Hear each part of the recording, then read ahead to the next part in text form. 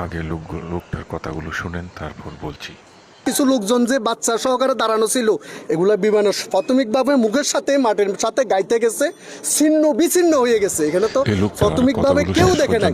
কিছু মহিলাদের গার্জিয়ান যারা আসছে যে অংশ একটু অর্ধেক হয়ে গেছে, এবং কতগুলা মেয়ের সেনাবাহিনীর জামা কাপড় খুলে নিজের জামাটা খুলে ডাকছে যে এটা আমার সবার কথা না। এই যে লেফটেন্যান্ট কর্নেল যে তাসিন, সে ফিসুন্দি হ্যামার দি দেওয়াল মাংছে, আমার কথা না, স্টুডেন্টরা কথা সত্য।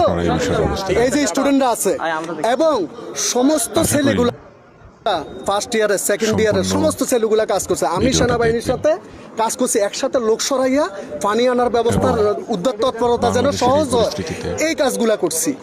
কিন্তু সেনাবাহিনী 5 থেকে 8 থেকে 10 জন অসুস্থ হয়ে গেছে এই উদ্ধার কাজের জন্য। এরা মানে নিজেদের জীবনটা উৎসর্গ করছে, কিন্তু বিনিময় সচিবালয় সেনাবাহিনী মার খাইছে, এখানেও সেনাবাহিনী ধরানো খাইছে। এটা কি উচিত, কাম্য? কিছু হইলে কেন আমরা, এরা আমার সন্তান না? তোমরা পড়ালেখা কইরা এরা একসময় সেনাবাহিনী হবে না?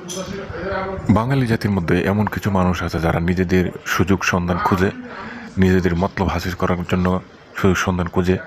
আবার কিছু মানুষ আছে যারা হুজুগে বাঙালি, এরা কিছু বুঝেও না বুঝে হুজুগে নাচে।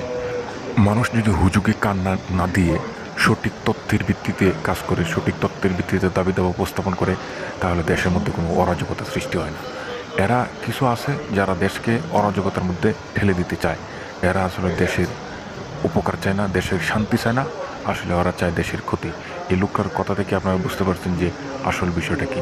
উনি কিন্তু সঠিক তথ্য দেওয়ার চেষ্টা করছে, এবং এইসব তথ্য কেউ বিভ্রান্ত হবে না, এসব তথ্যের মাধ্যমে কেউ বিভ্রান্ত হবে না। এই চ্যানেলে নতুন হয়ে থাকেন অবশ্যই চ্যানেলটি সাবস্ক্রাইব করে পাশে থাকা বেল আইকনটি বাজিয়ে রাখবেন। সেই সাথে ভিডিওতে লাইক না দিলে অবশ্যই একটি